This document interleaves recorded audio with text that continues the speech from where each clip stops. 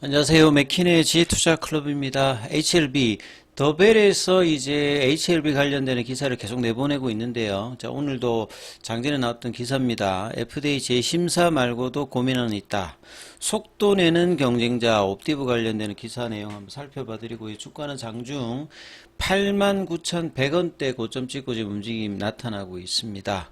더벨에서 이제 기사가 이제 리보세라이 관련해서 시리즈 기사로 계속 나오고 있다 이렇게 봐야 되는데요. 자, 리서브미션 이외에 이제 리뷰 재개 관련되는 부분 말고도 이 옵티보 관련되는 내용입니다. 내용을 좀 살펴봐 드리면, 면역항암제 조합이 이제 옵티보하고 여보이죠. 그러니까 아스트라제네카의 임핀지하고 임주도도 이 면역항암제 조합입니다. 그래서 리보세라니까 캄네리주막 같은 경우에는 면역항암제와 티로신키나제 억제제 형태의 조합이니까 조합의 구조는 다르다고 봐야 되겠죠. 그래서 리보세라니까 캄네리즘을 위협할 우수한 데이터를 내놨다.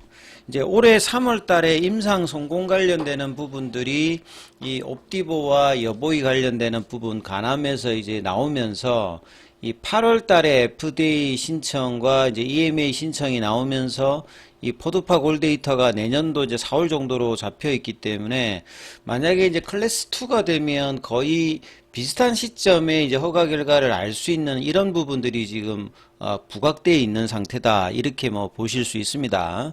그리고 이제 캄넬리주막까지 리보세렉 같은 경우에는 FDA 허가가 되지 않은 첫 번째 이제 약물들이죠.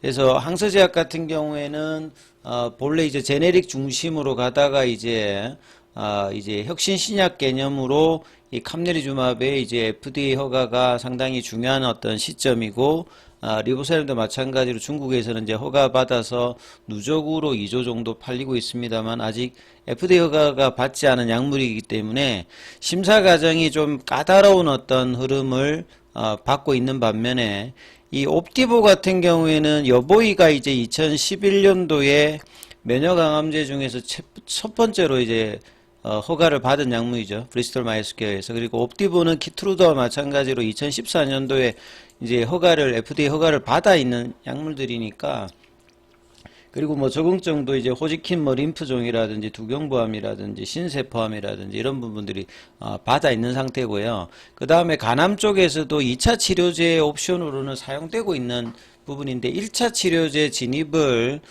임상에서 하지 못하다가 이제 올해 3월 달에 이제 그 임상 관련되는 데이터를 성공을 한 상태라고 봐야 되겠죠. 그리고 이제 뭐 키트루다 같은 경우에는 뭐 암종만 뭐 20종 이상이니까 이런 부분들이 이제 좀 차이가 있는 거고요. 그래서 리보세라니까 다르게 심사 관문을 빠르게 통과할 가능성이 높다.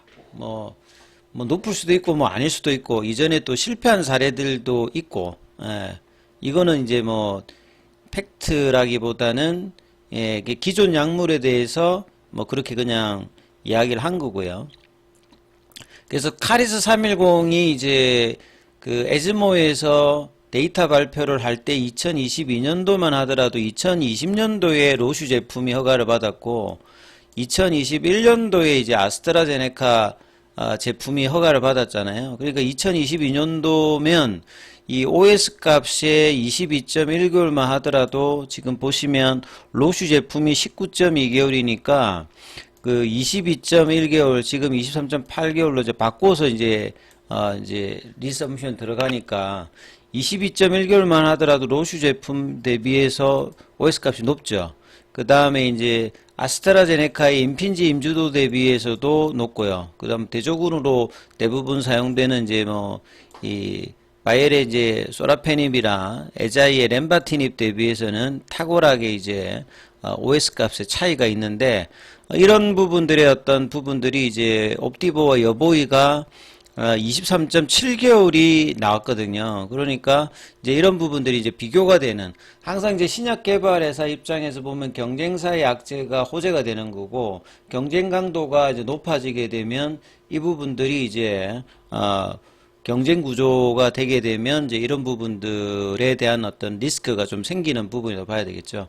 그리고 이제 리보세랭크 캄네리주막 같은 경우에도 이제 추가 추적 결과 관찰하잖아요. 최근에 임핀지하고 이제 임주도 같은 경우에도 5년 이제 그 생존율 관련되는 부분 업데이트하면서 이 부분 좀 올라갔거든요. 그러니까 약이라고 하는 게 그냥 임상이 끝나고 승인되면 그냥 그대로 있는 게 아니라 추가 임상도 계속하고 추가 관찰도 하고 새로운 임상도 하면서 계속 이제 그 시장 점유율을 유지하기 위해서 굉장히 노력을 하고 있다. 이렇게 이해를 하시면 되겠습니다.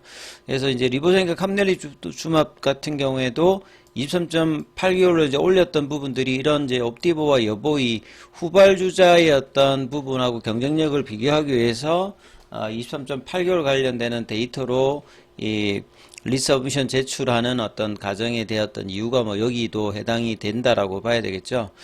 자, 그리고 지금 그 기존 경쟁자로는 2022년도부터 그 로슈의 제품과 그 다음에 아스트라제네카의 어떤 제품, 근데 로슈 제품 같은 경우에는 출혈 관련되는 부분의 우려로 지금 점유율이 떨어지면서 아스트라제네카의 점유율이 올라갔잖아요. 그래서 이제 더벨에서는 임핀지 임유도 이야기를 하는데 요거하고 지금 옵티브하고 여보이하고 조합이 동일합니다.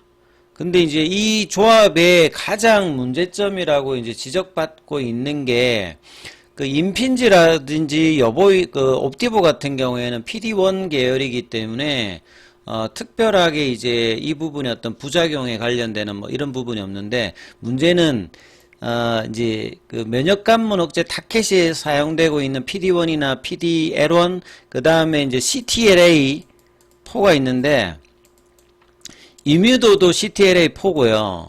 여보이도 CTLA4입니다. 그래서 여기가 이제 가장 문제가 되는 게 독성 문제거든요. 다른 암하고 간암하고 차이점이 이렇게 저기 개발 과정이 어려운 이유 자체 중에 하나가 간암 같은 경우에는 절제도 다른 이제 고형암 대비해서 많이 할 수가 없습니다. 많이 잘라버리면 이제 생존에 이제 심각한 문제가 생기기 때문에 위암이나 대장암하고 절제하는 어떤 이제 크기도 좀 다르고요. 그 다음에 이제 독성이 중요합니다. 그러니까 치료 효과는 좋은데 독성 때문에 이제 뭐 사망하는 경우라든지 치료를 중단하는 경우가 있기 때문에 간 기능을 얼마만큼 유지하면서 치료 효과를 보는 게 이제 간암, 항암제 개발에서 가장 중요한 부분 중에 하나거든요. 그래서 간 독성의 정도가 이제 높아지는 부분들이 있는 게 이제 면역 항암제 중에서 CTLA4입니다. 그러니까 이미도도 그렇고 여보이도 그렇거든요. 그래서 이미도가 이제 그렇기 때문에 같이 이제 이 아스트라제네카 같은 경우에도 보면 스트라이드 요법이라는 걸 합니다. 그래서 이미도는 사실상 병용입니다만 한 번만 하고 이제 임핀지를 이제 계속 이제 정기적으로 이제 넣기 때문에 구조상으로는 병용입니다만 이런 어떤 독성 관련되는 부분에 우려가 있는 어떤 부분이고 이게 그냥 단순하게 간독성 관련되는 부분이 아니라 간 기능이 이제 떨어져 버리게 되면 이게 문제가 생기는 어떤 부분이기 때문에 여기 관련되는 부분들이 리보세라인과 캄넬리주맙 같은 경우에는 리보세라인은 뭐 독성 관련되는 부분들이 상당히 덜한 거고 그 다음에 PD1 계열의 캄넬리주맙도 이제 이런 부분들이 덜하죠. 그러니까 이런 부분들이 어떤 장단이 있다는 것들을 좀 이해를 하시고 간암에서는 이 부분들이 중요한데 여기에 관련되는 코멘트는 나오진 않습니다. 그냥 지금 OS 값과 기존에 허가된 약물이다 요런 관점으로 더벨이 기사를 쓰는데 좀 차이가 있다는 것들을 좀 이해하실 필요가 있고요. 그래서 아스트라제네카는 이제 16.4개월입니다만 뭐 이런 이제 OS 값이 좀 열등하더라도 이 허가를 받았어요. 그리고 이제 최근에 이제 임핀지하고 임주도가 5년 추적 데이터가 나와서 이제 뭐 ORR 값이라든지 OS 값 요런 부분들에 대한 이야기들 내용들 생존율 관련되는 부분이 나오는데 간암의 특성상 부작용 관련되는 부분들을 학계에서도 많이 언급하고 있다는 거. 요 부분을 본다라고 하면 비교 위에 리보세라인과 캄넬리주맙이 뭐 있다는 것들을 알 수가 있겠죠. 그리고 이제 실제 이제 두 약이 이제 요 23.8개월과 23.7개월 요걸 가지고 서로 이제 위에 있다기보다는 이런 걸 하려면 실제 이제 직접 비교를 해야 됩니다. 최근에 이제 키투르다하고 직접 비교해가지고 이제 데이터가 좋아서 올라가는 사례가 이제 나스닥에도 있는데, 리보세렌과 감넬리즘하고 옵티버하고 여보유를 같이 비교하지 않는 이상은 그냥 간접 비교로 이제 이 부분을 좀 봐야 되는 어떤 부분들이 있고요. 그 다음에 이제 브리스톨 마이어 스퀘어의 그 옵티버하고 여보이가 이제 3월 달에 이제 임상 성공 소식을 나타내고 굉장히 빠르게 8월 달에 FDA 이 부분을 넣거든요. 이제 리보세린과 감넬리즘 같은 경우는 이제 22년도 이제 에스모 때 그 공식적 모든 약은 이제 공식적인 임상 성공이다 실패를 학회 발표를 기준으로 따진다라고 하면 그 다음 연도에 작년도 이제 5월 달에 이제 집어넣었으니까 9월 달 이후에 뭐 한 8개월 있다가 집어넣었다라고 하면 이 옵티버 같은 경우에는 5개월 만에 이제 8월 달에 이제 집어넣었어요. FDA에다가 허가 신청을 넣어놓았던 상황이고, 그래서 그 지금 이제 OS 값이 이제 가장 일단 중요한데, 이제 둘 다 이제 거의 근접한 어떤 수준이지만 그래도 리보세린과 감넬리즘함이 조금 더 있는 부분들이고요. 그 다음에 이제 보시게 되면 두 약제의 병용 기전과 임상 디자인의 차이가 있다. 그렇지만 이제 경쟁자가 들어온다고 하는 말은 모든 약물의 이제 개발한 입장에서는 이 경쟁 약물이 있다는 것은 이제 주가에도 이제 영향을 주는 부분이라 봐야 되겠죠. 그래서 구조가 일단 기전 자체가 좀 차이가 있다. 그리고 이제 부작용의 양상도 이제 면역 항암제 조합 관련되는 부분들과 이제 이 티로신키나제 억제제가 들어간 어떤 조합하고 좀 차이점이 있습니다만 이 부작용의 정도 차이가 있다. 이렇게 좀 봐야 될 거고요. 그 다음에 이제 FDA가 이제 퍼두파 골데이터로 이제 잡아준 이 브리스톨 마이어 스퀘어의 이 결과일이 4월 21일입니다. 그러니까 이제 HLB와 항서제약 입장에서 보면 이 다음 달 안에 결정되는 클래스 등급에서 만약에 6개월이 되는 클래스 2가 되면 거의 이제 3월 달이니까 4월 달이니까 비슷비슷하죠.